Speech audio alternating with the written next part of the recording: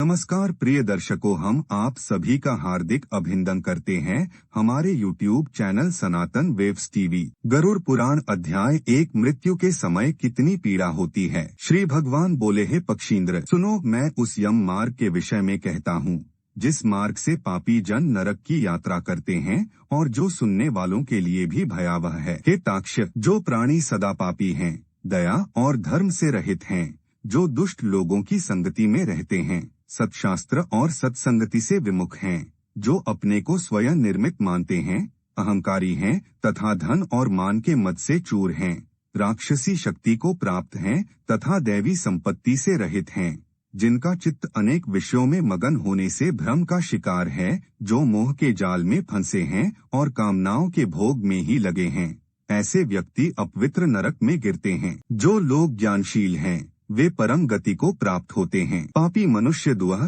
पूर्वक यमयातना प्राप्त करते हैं। पापियों को इस लोक में जैसे दुअह की प्राप्ति होती है और मृत्यु के बाद वे जैसी यमयातना को प्राप्त होते हैं, उसे सुनो। मेहनत से कमाया पैसा और पाप के फलों को पूर्व में भोग कर कर्म के संबंध से उसे कोई शारीरिक रोग हो जाता है। मानसिक रोग और शारीरिक रोग से युक्त तथा जीवन धारण करने की आशा से इच्छुक उस व्यक्ति की जानकारी के बिना ही सर्प की भांति बलवान काल उसके समीप आ पहुंचता है। उस मृत्यु की प्राप्ति की स्थिति में भी उसे वैराग्य नहीं होता। उसने जिनका भरण पोषण किया था उन्हीं के द्वारा उसका भरण पोषण होता है। बुढ़ापे के कारण विकृत रूप वाला और मौत के लिए इच्छुक वह व्यक्ति घर में अवमानना पूर्वक दी हुई वस्तु को कुत्ते की भांति खाता हुआ जीवन व्यतीत करता है। वह रोगी हो जाता है, उसे बदहजमी हो जाती है और उसका आहार तथा उसकी सभी कोशिशें कम हो जाती हैं। प्राण वायु के बाहर निकलते समय आंखें उलट जाती हैं,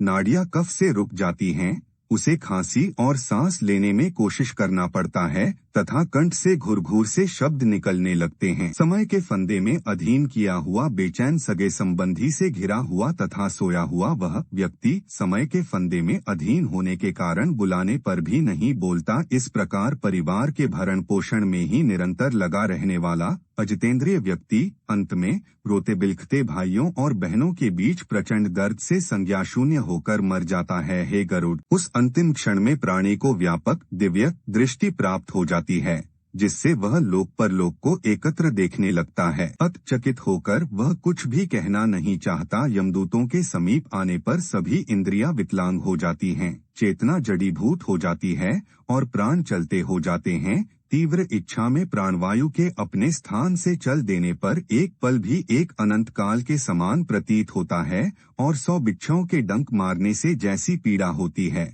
वैसी पीड़ा का उस समय उसे अनुभव होने लगता है। वह मौत के पास व्यक्ति झाग उगलने लगता है और उसका मुख लार से भर जाता है। पापी जनों के प्राणवायु अधोद्वार दरवाजे के नीचे मलद्वार से निकलते हैं। हम आप सभी से निवेदन करते हैं, आपको हमारे द्वारा दी गई जानकारी अगर अच्छी लगी है तो कृपया शेयर करे, लाइक करे और कमेंट्स करे। आप सभी का बहुत बहुत धन्यवाद।